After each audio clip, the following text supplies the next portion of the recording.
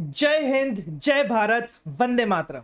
Hello everyone, मैं हूं अंकुश शेरमार और इस वीडियो में हम डिस्कस करने वाले हैं कि सर हमारी जो मई 25 एग्जाम जो अभी पोस्टपोन हो गई है उसकी क्या एक्सपेक्टेड डेट्स रह सकती हैं, आईसीआई कब अनाउंस कर सकता है हमारी एग्जाम्स को। दूसरा हम ये डिस्कस करेंगे कि सर सिंस हमारी एग्जाम अब पोस्टपोन हो गई है, अब हमारे पास ज्यादा टाइम है, तो मतलब आईसीआई के पास भी ज्यादा टाइम हो गया, मतलब अब आईसीआई पेपर डिफिकल्ट बनाएगा। तो क्या ऐसा होगा कि आईसीआई अब पेपर डिफिकल्ट बनाने वाला है? अब सर ये जो एग्जाम है वो लेट हो रही है, तो क्या हमारे सितंबर 25 के एग्जाम्स भी लेट होंगे और क्या वो एग्जाम्स डिफिकल्ट होंगे, इजी होंगे, ये हम डिस्कस करने वाले हैं। एंड लास्ट में एज अ सीए स्टूडेंट हमारी अभी क्या रिस्पॉन्सिबिलिटी होनी चाहिए, अभी हमें क्या करना चाहिए विद अ स्ट्रिक्ट वार्निंग, ये वीडियो मैं आपके लिए बना रहा हूं। इस एग्जाम पोस्टपोनमेंट से रिलेटेड आपने बहुत सारे वीडियोस देखे होंगे, पर ये वीडियोस में मैं आपको एकदम हार्ट टू हार्ट ऑनेस्ट मेरी जो बातें हैं, सजेशंस है, रिकमेंडेशंस है, वो देने वाला हूं। तो इस वीडियो को पूरा जरूर सुनिएगा। और आपको पता ही है कि एग्जाम्स जो है वो पोस्टपोन हो गए हैं, इसके बारे में मुझे बहुत ज्यादा चीजें बताने की जरूरत नहीं है। हम सबको पता है कि इंडिया पाकिस्तान के बीच में जो टेंस सिचुएशन है, इसके मद्देनजर रखते हुए आईसीआई ने अपने एग्जाम्स पोस्टपोन कर दिए हैं। लेकिन आपको यह बात ध्यान रखनी है कि जैसे सोल्जर्स अपना काम कर रहे हैं बॉर्डर पे, वैसे ही हमें एज अ सीए स्टूडेंट अपना काम करना है अपनी पढ़ाई करके। सबसे पहली चीज ही। दूसरी चीज सर, ये मई 25 के एक्सपेक्टेड डेट्स क्या होने वाले हैं। तो अभी तक हमें ये पता है कि आईसीआई ने अपने 9th मई से लेके 14th मई तक जितने भी एग्जाम्स थे वो सारे के सारे पोस्टपोन कर दिए हैं, फाइनल और इंटरमीडिएट के। सर फाउंडेशन का क्या होगा, वो आईसीआई थोड़े दिनों में जल्दी आपको अनाउंस कर देगा कि फाउंडेशन के एग्जाम होंगे या फिर वो भी पोस्टपोन होंगे। तो अभी हमारे पास ये सिचुएशन। अभी मैं आपको एक बात ये कह सकता हूं कि जैसे ही सिचुएशन थोड़ी सी नॉर्मलाइज होना शुरू होंगी, जैसे ही चीजें थोड़ी सी स्टेबलाइज होना शुरू होंगी, थोड़ा सीज फायर हो जाएगा हमारे बॉर्डर्स पे, तब आईसीआई देरी नहीं करेगा आपकी नोटिफिकेशन निकालने के लिए एग्जामिनेशन का कि अब आपके एग्जामिनेशन होने वाले हैं। और ऐसा भी नहीं होगा, ये भी मत पैनिक करना कि अरे अरे आईसीआई 1-2 दिन पहले बताएगा तो हम प्रिपेयर कैसे करेंगे, हमें टाइम कैसे मिलेगा। तो ऐसा भी नहीं होने वाला है। और ना ही ऐसा सोचना कि आईसीआई हमें 10-15 दिन देगा वो नोटिफिकेशन निकालने के बाद कि आपके एग्जाम अब 10-15 दिन बाद शुरू होने वाले हैं। ऐसा भी नहीं है। आईसीआई आपको 4 से 5 दिन का समय देगा। 4 से 5 दिन का समय देगा। वो बोलेगा आज नोटिफिकेशन निकाली है, अगले 4 से 5 दिन में आपके एग्जाम शुरू होने वाले हैं। तो ये दिमाग में रखते हुए अब आपको अपनी तैयारी शुरू करनी है।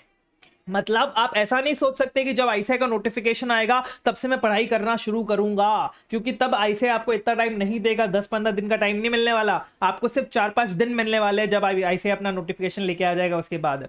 तो ये बात अपने दिमाग में रखना। जैसे ही सिचुएशंस नॉर्मलाइज होंगे, अब कब नॉर्मलाइज होंगी ये किसी को नहीं पता है, ये शायद सिर्फ इंडियन आर्मी को ही पता होगा और हमें नहीं पता है कि ये सिचुएशन कब नॉर्मलाइज होंगी। तो जैसे ही सिचुएशन थोड़ी नॉर्मलाइज होगी, जैसे ही आईसीआई को लगता है कि अब हम एग्जाम्स करवा सकते हैं, तब वो एग्जाम्स करवाएगा और 4-5 दिन का नोटिस देके एग्जाम्स करवाएगा। आई अंडरस्टैंड कि सर आप बहुत टायर्ड थे, जैसे ये नोटिफिकेशन आया, जैसे ये आया तब बहुत टायर्ड थे। हमने ऑलरेडी फाइनल में एक ग्रुप और एक एग्जाम खत्म कर दिया था, इंटरमीडिएट का एक ग्रुप हो गया था, तो हम बहुत थक चुके थे, मेंटली एग्जॉस्ट थे, हमें एक ब्रेक चाहिए था और ये ब्रेक के रूप में हमें ये पोस्टपोनमेंट मिल चुका है। और शायद कल आपने, बहुत सारे लोगों ने कल आप में से पढ़ाई नहीं की होगी, बिकॉज आप सोच रहे होंगे कि सर मैं एक ब्रेक डिजर्व करता हूं, एक दिन तो मुझे ब्रेक लेना चाहिए। या फिर आपने बिना सोचे समझे ही अपने आप ही आपका वो कल का दिन टाइम पास में बीत गया, जहां आपने टाइम पास किया या फिर आपने न्यूज टेलीविजन देखे या फिर आपने थोड़ा बहुत मस्ती मजाक जो भी आपको करना था वो आपने किया।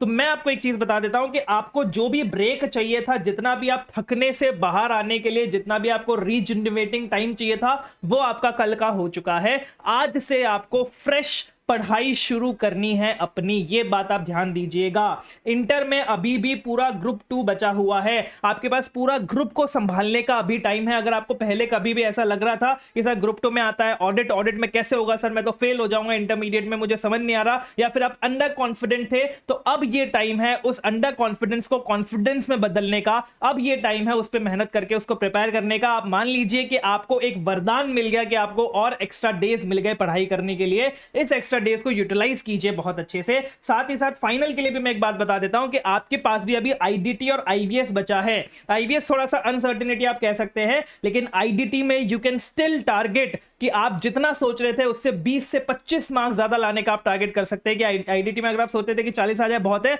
मैं बोलता हूं 60 का टारगेट करो। अब आप पहले 60 का टारगेट कर रहे थे, तो आपको 70 से 80 मार्क का टारगेट करना चाहिए अभी आईडीटी में। आई नो थोड़ा मुश्किल है, बहुत मुश्किल है आईडीटी में इतने मतलब इतनी मेहनत करके मार्क्स लेके आना, करना, लेकिन आपके पास टाइम है और इस टाइम को आपको यूटिलाइज करना पड़ेगा। ऐसा मत सोचना कि सर मेरा ऑडिट जो था वो खराब चला गया सर, अब तो क्या ही हो सकता है सर, अब तो कुछ भी नहीं हो पाएगा सर, मैं तो फेल ही हो रहा हूं सर फर्स्ट ग्रुप में, अभी आईडीटी को भी सुधार के मैं क्या ही कर लूंगा सर, मैंने तो गिव अप कर दिया है, अब मैं ये एग्जाम ही नहीं दे रहा सेकंड ग्रुप की, अब मैं डायरेक्टली सितंबर 25 के लिए प्रिपेयर कर रहा हूं। तो एक चीज ध्यान रखना, मैं आपको अंदर की बात बता देता हूं कि अगर आपके आईडीटी में 70 to 75 मार्क्स आ रहे हैं, एग्जामिनेशन से ऊपर मार्क्स आ रहे हैं और आपके ऑडिट में मिला मुलो के आपके हिसाब से 30-35 मार्क आ रहे हैं, तो आईसीएआई इतना निर्दयी नहीं है, वो अपग्रेडेशन करता है, वो ग्रेस मार्क तो देगा ही देगा इस बार वाले अटेम्प्ट के पेपर में, ऑडिट में।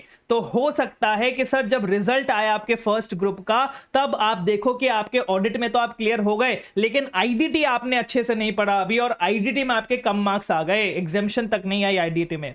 तो आईडीटी को टारगेट बनाओ, आपका टारगेट ये होना चाहिए कि IDT should be that one subject जो मुझे एग्रीगेट निकालने में मदद करेगा। आईबीएस का कुछ कह नहीं सकते, कॉन्सेप्चुअल आएगा, डायरेक्ट आएगा, रिपीटेड क्वेश्चन आएंगे, किसी को कुछ नहीं पता है तो आईबीएस में हम बहुत ज्यादा रिलाई नहीं कर सकते, लेकिन आईडीटी पे रिलाई किया जा सकता है क्योंकि आईडीटी का पेपर बहुत रेयरली ऐसे टारगेट करता है और आईडीटी कंपैरेटिवली हम अच्छे से कर सकते हैं क्योंकि हमारे पास ज्यादा टाइम भी है। तो आईडीटी को आपको टारगेट करना है, 60 to 70 प्लस मार्क्स लाने का एटलीस्ट टारगेट हर एक बच्चे का होना चाहिए। जो रैंक के लिए कोशिश कर रहा था उसको तो यह सोचना है कि भाई हर एक प्रोविजन मुझे मुंह जुबानी याद होना चाहिए, 90 मार्क्स मेरे कहीं नहीं जाने चाहिए, ये मैं आपको बता रहा हूं। आपकी साइकोलॉजी ऐसी होनी चाहिए, थॉट प्रोसेस ऐसा होना चाहिए क्योंकि आपको टाइम मिला है। And let me tell you, जिनको टाइम मिला है, जो भी आप लोग हैं जिनको टाइम मिला, उसमें कुछ बच्चे ऐसे होंगे जो पढ़ाई कर रहे होंगे, जिन्होंने तो शायद कल का भी ब्रेक ना लिया हो और वो पढ़ाई करके आपसे आगे निकल जाएंगे और आप पीछे रह जाओगे। आप यही सोचते रह जाओगे कि मैं पढ़ाई करना शुरू करूंगा जब आईसीएआई का नोटिफिकेशन आएगा, तब आपको इतना टाइम नहीं मिलेगा। ठीक है, ये चीज आप ध्यान रख लीजिएगा। नेक्स्ट हम बात करते हैं सर क्या पेपर डिफिकल्ट आएगा।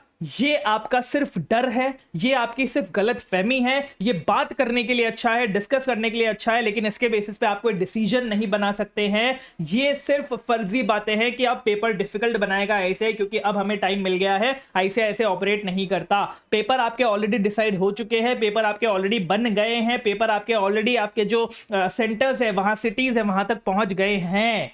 तो अब पेपर डिफिकल्ट आएगा, एग्जाम हमें टाइम ज्यादा मिल गया तो ऐसा सोचेगा बच्चों को टाइम ज्यादा मिल गया तो अब मैं पेपर डिफिकल्ट कर देता हूं, ऐसा नहीं होता है भाई। आपके हर एक एग्जाम के लिए ऐसा क्यों बताया कि आप 4-4 महीने मिलता है आपको हर एक एग्जाम के लिए, तो डिफिकल्ट करना होता तो पहले से ही कर देते हैं, जितना भी लेवल बिठाना होता है उनके हिसाब से। तो ये जो डिफिकल्ट आएगा ऐसा कॉन्सेप्ट है, इसके हिसाब से इसके शेलिंग में अपने आप को मत ढालो कि अच्छा पेपर डिफिकल्ट आएगा, अरे मैं तो कर ही नहीं पाऊंगा, अरे अब तो इस बार डिफिकल्ट पेपर आएगा, अरे सर आईडीटी का डिफिकल्ट पेपर आएगा, मैं इसको कैसे टारगेट करूं, मैं अपना एग्रीगेट कैसे बनाऊंगा। ये सब फालतू की बातें हैं, ये सब फेल होने वाले लोगों की बातें हैं। जो बच्चे पास होने वाले हैं वो पढ़ रहे हैं, उनका काम है सिर्फ पढ़ना और वो पढ़ रहे हैं, उनको फर्क नहीं पड़ता पेपर डिफिकल्ट आएगा कि नहीं आएगा। अगर आप नहीं पढ़ोगे तो पेपर डिफिकल्ट आएगा, अगर आप पढ़ोगे तो पेपर डिफिकल्ट नहीं आएगा, as simple as that. Next sir सितंबर 25 वाले जो बच्चे हैं वो सोच रहे हैं कि सर सितंबर 25 के लिए क्या इंपैक्ट होने वाला है इस एग्जाम का, क्या हमारे एग्जाम और आगे बढ़ जाएंगे, क्या हमारे एग्जाम्स टफ डिफिकल्ट हो जाएंगे। एक चीज आपको समझनी पड़ेगी, एग्जाम आगे बढ़े ना बढ़े, पेपर डिफिकल्ट हो या ना हो, हमें उससे अभी कोई फर्क नहीं पड़ता है, अभी हमारी प्रिपरेशन में कोई फर्क नहीं पड़ता है उसका, हमें तो सिर्फ पढ़ाई करनी है। आपके हिसाब से आपके एग्जाम 1 सितंबर को शुरू हो रहे हैं, इसको मानते हुए आपको अपना अभी प्लानर बनाना है, शेड्यूल बनाना है। अगर उससे ज्यादा टाइम आपको मिल गया तो फिर आपका ये बफर टाइम होगा जो आप यूटिलाइज कर सकते हो आपके वीक सब्जेक्ट्स पे फोकस करने के लिए। लेकिन अभी तो आपको 1 सितंबर के हिसाब से ही तैयारी शुरू करनी है, तैयारी करनी है, प्लानर बनाना है, शेड्यूल बनाना है, मॉक टेस्ट देने हैं 1 सितंबर के हिसाब से ही। जब ऐसे की डेटशीट आएगी, ऑफिशियल डेटशीट आएगी, तब हम लोग डिस्कशन करेंगे कि अब हमें क्या करना है, जो हमें बफर दिन मिले होंगे कि नहीं मिले होंगे क्या पता, किसी को कुछ नहीं पता है। ठीक है, मोस्ट प्रोबेबली मिल जाएंगे, लेकिन ठीक है अभी हमें अपने 1 सितंबर के हिसाब से ही तैयारी करनी है। अभी हमें ये नहीं सोचना है कि अच्छा पेपर डिफिकल्ट आ जाएगा, अच्छा पेपर इजी आ जाएगा, हमारा पेपर तो और आगे खिसक जाएगा। कोई कुछ हमारे हाथ में नहीं है, कुछ भी हमारे हाथ में नहीं, हमारे हाथ में सिर्फ पढ़ना है। हमने जो प्लानर बनाया है 1 सितंबर के हिसाब से हम उससे पढ़ना शुरू करेंगे, एज सिंपल एज दैट। अब हमें क्या करना चाहिए सर, आप मई 25 के स्टूडेंट हो या फिर आप सितंबर 25 के स्टूडेंट हो, I have a warning for you and this is a strict warning from my side. एक बार मैं आपको बता देता हूं मेरी क्या वार्निंग है आप लोगों के लिए। देखो भाई, पेपर जो है अब हो गए हमारे, मतलब पेपर जितने होने थे उतने हो गए हैं, और जितने हमारे पोस्टपोन होने थे उतने भी पोस्टपोन हो चुके हैं। सबसे पहली चीज, आपको अभी लगेगा कि सर मैं गिव अप कर देता हूं, सर मैं बहुत ज्यादा थक गया हूं, सर मेरे से नहीं होगा, मैंने तो पहले ही प्लान बना रखा था कि मुझे इस एग्जाम के बाद ये छुट्टी पे जाना था, सर मेरे इसकी शादी थी, सर मेरे उसकी शादी थी, मेरे दोस्त की ट्रिप थी, हमने ट्रिप प्लान कर रखी थी, हमने इतनी सारी चीजें प्लान कर रखी थी, मैंने सोचा था कि बस 4-5 दिन और है, ये पेपर देके निकाल लूंगा और मेरा खत्म हो जाएगा, फिर मुझे पढ़ाई नहीं करनी पड़ेगी कभी और। लेकिन सर फिर पोस्टपोनमेंट आ गया, मुझे पता ही नहीं मेरा पेपर कब होने वाला है, मैं थक गया सर, मैं हार गया हूं, मेरे को टाइम नहीं चाहिए था सर, मेरा था कि भाई कल पेपर लेके खत्म करो, लेकिन अब मेरे साथ सर ऐसा हो गया है, अब मैं क्या करूं। तो एक चीज मैं आपको बता दूं कि आपने बहुत ज्यादा मेहनत करी है। याद करो अपने पिछले कुछ महीने, जब आपने जी तोड़ मेहनत करी थी इस पर्टिकुलर एग्जाम के लिए, और आप इस पर्टिकुलर एग्जाम को देने के लिए कितने ज्यादा रेडी थे, कितने ज्यादा आपने सेक्रीफाइसेस किए थे इस पर्टिकुलर एग्जाम देने के लिए। और अब जब वो टाइम आ गया, जब वो टेस्टिंग टाइम आ गया, जब हम सीए में बोलते हैं कि सीए टफ है टफ है टफ है, वो इसलिए टफ है क्योंकि वो आपकी मेंटल स्ट्रेंथ को टैप करता है, आपकी विल पावर टेस्ट करता है, आपकी कंसिस्टेंसी टेस्ट करता है, इसलिए सीए कोर्स टफ है। तो आपको इस टफनेस को जवाब देना है कि you deserve to pass in this CA exam. और वो आप ऐसे दे सकते हैं कि अभी जो टेस्टिंग टाइम्स है, जहां पे बहुत सारे लोग न्यूज चैनल्स के पीछे लगे हुए हैं या फिर अलग अलग अपने न्यूज़ के पीछे लगे हुए हैं, तब आप जो है आप चुपचाप पढ़ाई कर रहे हो, क्योंकि आपको अपना काम पता है, आपको पता है कि भाई मेरे एग्जाम्स है, आपको पता है आपका रिजल्ट आने वाला है, आपको पता है कि आपने बहुत ज्यादा मेहनत करी थी इसके लिए, और सिर्फ कुछ दिनों के लिए, सिर्फ 5-6 दिनों के लिए मैं अपने रिजल्ट, अपनी मेहनत और अपने मार्क्स को, अपने करियर को दांव पे लगने नहीं दे सकता हूं। अब इतनी ज्यादा जो मेहनत करी थी, अब उसको कैपिटलाइज करने का टाइम है। जो मेरे वीक एरियाज थे उन पे अब वापस से काम करने का टाइम है, जो मेरे स्ट्रॉन्ग एरियाज थे उनको स्ट्रॉन्गेस्ट बनाने का टाइम है। दिस इज द टाइम जहां पे आपका पूरा गेम चेंज हो सकता है। जो बच्चा रैंक लेके आने वाला था अगर सेम एग्जाम्स होते हैं, और अगर वो अभी पढ़ना बंद कर देता है तो वो पास भी नहीं हो पाएगा। और जो बच्चा क्लियर नहीं करने वाला था अपने नेक्स्ट अटेम्प्ट, वो जो सेकंड ग्रुप इंटरमीडिएट में या फिर अपने आईआईटी आईबीएस में, वो अभी भी पढ़ के क्लियर कर सकता है, वो सीए बन सकता है। ये वो टाइम है। This is a double edge sword, जिसको आप जैसे यूटिलाइज करोगे वैसे आपका काम आएगा। सोल्जर्स ने जो छुट्टी ली थी वो उनकी छुट्टी कैंसिल हो गई, तो अब आपकी भी छुट्टी कैंसिल हो गई। आप ऐसा समझिए कि जो एग्जाम के बाद आपको छुट्टी मिलने वाली थी, अब वो छुट्टी डिले हो गई है, लेकिन अभी आपको गोल्डन अपॉर्चुनिटी मिली है सबसे आगे निकलने की, या फिर खुद से आगे निकलने की। ये बात आपको समझनी पड़ेगी। डिफिकल्ट के नाम पे मत जाइए, डिफिकल्ट बनेगा पेपर ऐसा नहीं है। 10 to 15% हमेशा पासिंग परसेंटेज आता है। अब आपको देखना है कि आप कौन से साइड में रहने वाले हैं। क्या आप अभी पढ़ के, अभी अपने ऊपर ध्यान देके वो 10 to 15% में जाने वाले हैं, या फिर आप वो भेड़ चाल चल के कि सर पेपर डिफिकल्ट आएगा, ने क्या होगा, ने कब आएगा, ने कब ऐसे अनाउंसमेंट होगा, जब अनाउंसमेंट होगा तब पढ़ना शुरू करूंगा। ये सारे बच्चों की कैटेगरी में आकर आप 80 to 85% में फेल होने वाले हैं। I am really sorry to be this blunt with you, लेकिन ये बात आपको जानना जरूरी है कि सर अब हमें पढ़ना है। This is the time. बहुत सारे बच्चे जो पास होने वाले, जो रैंक लाने वाले बच्चे हैं, उनको नहीं फर्क पड़ रहा और वो पढ़ रहे हैं, तो आपको भी पढ़ना है। मैं जितनी कोशिश आपके लिए कर सकता हूं, जितने भी रिसोर्सेज ला सकता हूं, सारे रिसोर्सेज हम लेके आने की कोशिश कर रहे हैं। जैसे हमारे जो एग्जिस्टिंग टेस्ट सीरीज के स्टूडेंट्स से May 25 वाले, अगर वो सीए फाइनल लेवल पे आईडीटी और आईबीएस का पेपर नहीं दे पाए थे, उन्होंने परचेज कर लिया था लेकिन वो नहीं दे पाए थे, या फिर इंटरमीडिएट में ग्रुप 2 के पेपर आप नहीं देख पाए थे, तो आपको अभी हमने फैसिलिटी ओपन कर दी है। आप फ्री ऑफ कॉस्ट आपके जितने पेपर्स बाकी थे वो आप दे सकते हो 14 मई तक। दूसरा, अगर आपने हमसे टेस्ट सीरीज नहीं ली थी तो हमने स्पेशल टेस्ट सीरीज लॉन्च करी है बहुत अफोर्डेबल प्राइस पे। इसकी सारी डिटेल्स आपको हमारे टेलीग्राम चैनल में मिल जाएगी, आप वहां पे जाके देख सकते हैं। ये आईडीटी, आईबीएस और second group of CA intermediate के लिए हमने बहुत नॉमिनल कॉस्ट पे आपके लिए टेस्ट सीरीज लॉन्च कर दी है, क्योंकि अब वो टाइम है जब आप मॉक टेस्ट देके खुद को चेक कर सकते हैं कि अगर यही पेपर अगर हमारे आईसीए एग्जाम में आता, जिसकी तैयारी मैं भी कर रहा था 1.5 दिन में, तो वो मैं कैसा लिख के आता और उसमें मैं क्या क्या मिस्टेक्स करके आता, वो मैं अभी से सुधार सकता हूं, क्योंकि अभी भी भगवान ने मुझे थोड़ा टाइम दे दिया है अपनी सारी चीजों को सुधारने के लिए। साथ ही साथ इंटरमीडिएट के लिए भी हमने एक स्पेशल वैलिडिटी बैच लेके आए। मई की जब एग्जाम होगी अभी, तब तक के लिए आपको सिर्फ 999 में 40 आवर्स का पूरा इंटरमीडिएट का एग्जाम ओरिएंटेड बैच मिल रहा है, जिसमें 100% कॉन्सेप्ट्स एंड 100% क्वेश्चंस है।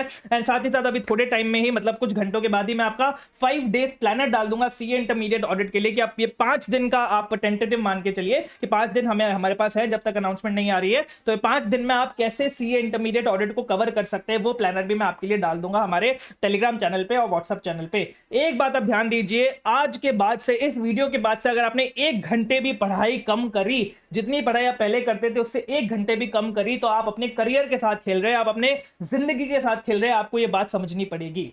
और साथ ही साथ हमारे बहुत सारे अनाउंसमेंट जो आने वाले हैं बुक्स के, बैचेस के, वो मैं एग्जाम्स के बाद लेके आ जाऊंगा। बाकी अगर कोई सीए फाइनल सितंबर 25 का स्टूडेंट ये वीडियो देख रहा है तो आपकी जो हमारी जो एग्जिस्टिंग बैच है वो आपके लिए एप्लीकेबल है। उसके साथ आपको बुक्स मिल जाएंगे May 25 की, और जैसे ही न्यू बुक्स अनाउंस होगी तो हम साथ में फ्री ऑफ कॉस्ट आपको नई बुक्स भी भेजने वाले हैं। तो आप अभी वो बैच खरीद के आराम से पढ़ना शुरू कर सकते हैं। लास्ट वार्निंग है, आईसीएआई का नोटिफिकेशन आएगा 5-7 दिन पहले, 10-15 दिन पहले नहीं आएगा। ये सोच के तैयारी शुरू करना कि जैसे ही आईसीएआई का नोटिफिकेशन आए यू शुड बी रेडी कि हाँ अब मैं 5-7 दिन में पेपर देने के लिए रेडी हूं। तब रिग्रेट नहीं करना है, अपने को अभी बहुत अच्छे से प्रिपेयर करना है। मेरा व्हाट्सएप नंबर है 9023725601। ठीक है, यहां पे आप जाके कांटेक्ट करना चाहे, मुझसे बात करना चाहे, मतलब व्हाट्सएप पे कोई भी अगर आप बात करना चाहे तो कर सकते हैं। बहुत सारी चीजें हमने आपके लिए, टेस्ट सीरीज निकाल दी सितंबर 25 के लिए, मेंटोरशिप हमने निकाल दिया, पर्सनलाइज 1-on-1 मेंटोरशिप निकाल दिए। सारी डिटेल्स आपको हमारी वेबसाइट पे एंड टेलीग्राम चैनल में मिल जाएगी। टेलीग्राम चैनल पे ऐसे ही बहुत सारे अपडेट्स आते रहेंगे, सारी चीजें ज्वाइन कर लीजिएगा।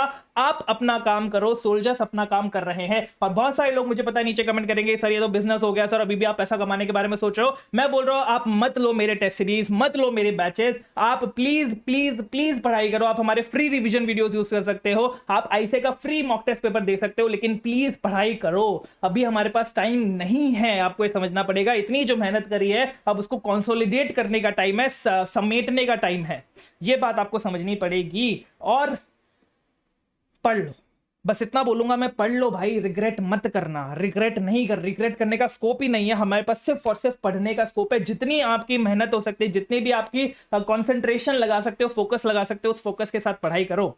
ठीक है, तो इसी मोटिवेशन के साथ, इसी बातों के साथ मैं आपको यहीं पे छोड़ना चाहूंगा। बस पढ़ते रहो, पढ़ते रहो, पढ़ते रहो। अगर ये वीडियो पसंद आया तो प्लीज लाइक कर दीजिएगा ताकि यूट्यूब इसको और स्टूडेंट्स तक पहुंचा दे। कमेंट में लिख दीजिएगा हम सीए बनेंगे, ताकि जो भी वीडियो देखे उसको मोटिवेशन आ जाएगी, वो भी सीए बनेगा। इस बार ऑडिट में एग्जामिनेशन पार। वंदे मातरम, वंदे भारत, जय हिंद। बस दुआ में याद रखना।